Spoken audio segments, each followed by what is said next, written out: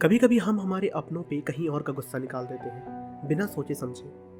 कभी कभी हम लोग दूसरे की ज़िंदगी से पूरी तरह अनजान होके भी उस इंसान को जज करने लग जाते हैं।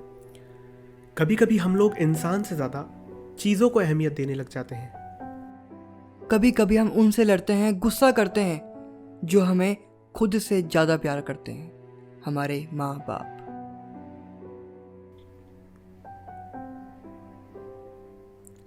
ये कहानी है एक पिता और उसके बेटे की।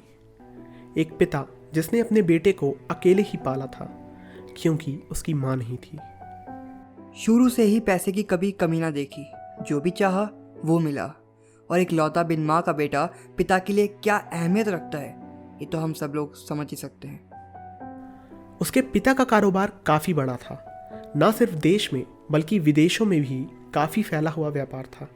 10,000 एम्प्लॉयज़ को कंट्रोल करने वाला इंसान अगर झुकता था तो केवल अपने बेटे की जिद के आगे। उसके बेटे ने इस बार उसके पिता से एक स्पोर्ट्स कार मांगी, जो कि वो जानता था कि उसके पिता इतना अफोर्ड कर सकते हैं। उसने वादा लिया अपने पिता से कि जिस दिन वो अपनी ग्रेजुएशन पूरी कर लेगा उसे उस दिन वो गाड़ी चाहिए। अपनी ग्रेजुएशन की डिग्री लेकर जब वो घर पहुंचा तो बड़ी उम्मीद से कुछ ना बोलते हुए अपने पिता के पास गया और उनकी नज़रों में देख के मन ही मन पूछा, मेरी स्पोर्ट्स कार का वादा याद है ना?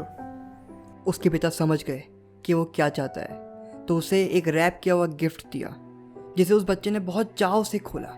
उसे लगा उसमें चाबियाँ होगी उसकी नई गाड़ी की, लेकिन असल में उसमें भगवत गीता रखी थी। वो इस बात से बहुत दुखी हुआ और गुस्से से उस भगवत गीता को वहीं छोड़कर घर से चला गया। उसे बहुत दुख था और वो इस बात से नाराज़ था कि उसके पिता ने उससे किया हुआ वादा तोड़ दिया। बहुत साल बीत गए। उसके पिता ने उसे ढूंढने की कोशिश करी। जब वो मिला उससे विनती करी वापस घर आ जाए, लेकिन उसने मना कर दिया। लेकिन अब वो बहुत बड़ा आदमी बन चुका था। उसका खुद का एक परिवार था, उसकी बीवी, उसका एक बच्चा। वो बहुत खुश था। अब वो खुद इस लायक हो चुका था कि अपने लिए स्पोर्ट्स कार खरीद सके। ये बात उसने अपने एक दोस्त को बताई कि उसे स्पोर्ट्स कार का बहुत शौक था, और ये बताते हुए उसे अपने पिता की याद आई, जिसका घर वो सालों पहले छोड़ चुका था। उसने फैसला किया कि वो अपने पिता से मिलने जाएगा और उन्हें ये बताएगा कि केवल उनके सहारे पर ही नहीं, वो खुद के दम पर भी एक आलीशान जिंदगी जी सकता है। वो उनके घर जाने की सोच ही रहा था कि तभी उसके पास एक चिट्ठी आई। उसमें लिखा था कि अब उसके पिता इस दुनिया में नहीं रहे। उसके घर से चले जाने के बाद उसे ढूंढते हुए उसके पिता की एक एक्सीडेंट में मौत हो गई। उस चिट्ठी के साथ एक वसीयतनामा भी था, जिसमें लिखा हुआ था कि अब उसके पिता की सारी जायदाद उसके नाम पर है। उसमें यह भी लिखा था कि वो जल्दी से जल्दी घर आ जाए और वसीयत अपने नाम पर करवा ले। उसने ऐसा ही किया। वो अपने पिता के घर गया और कुछ ज़रूरी कागज़ ढूंढने लगा। तभी उसे वो भगवत गीता उसी जगह पर दिखी जहां वो उसे छोड़कर गया था। वो अभी भी बिल्कुल नई लग रही थी। भावुक मन से उसने वो भगवत गीता उठाई और उसके पन्ने पलट ही रहा था, अपने केशों की बरसात कर ही रहा था। तभी उसमें से एक लिफाफा नीचे गिरता है।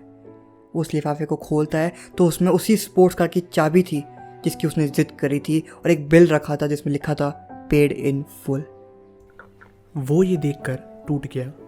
उसे बहुत पछतावा हुआ कि उस दिन उसने जल्दबाजी में फैसला लिया और घर से चला गया। बिना पूरी बात जाने उसने अपने पिता को ठुकराकर घर छोड़ दिया। उसे अपनी इस हरकत पे बहुत दुख हुआ।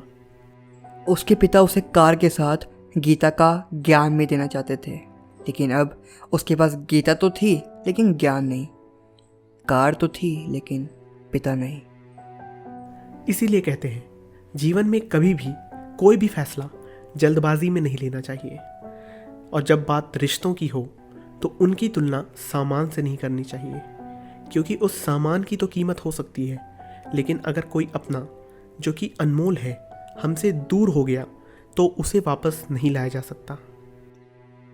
भगवत गीता के दूसरे अध्याय के 63वें श्लोक में कहा गया है कि क्रोध मनुष्य के मन को भ्रमित कर देता है।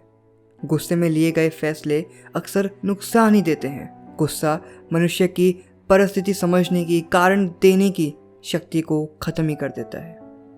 उम्मीद है आज की इस कहानी के ज़रिए हम आप सबको कुछ सिखा पाए होंगे। अगर आपको ये वीडियो अच्छा लगा हो तो इस वीडियो को लाइक कीजिए, शेयर कीजिए उन सब से जो आपके बहुत खास है, इन्हें बहुत प्यार करते हैं। और हाँ, हमारे चैनल को सब्सक्राइब करना बिल्कुल मत भूलिएगा। DTO प्रोडक्शंस ऐसे ही आप लोगों की ज़िंदगी में एक वैल्यू ऐड करने की कोशिश करता रहेगा। हम आपसे मिलेंगे एक और ऐसी ही कहानी के साथ। तब तक के लिए स्टे ट्यून्ड।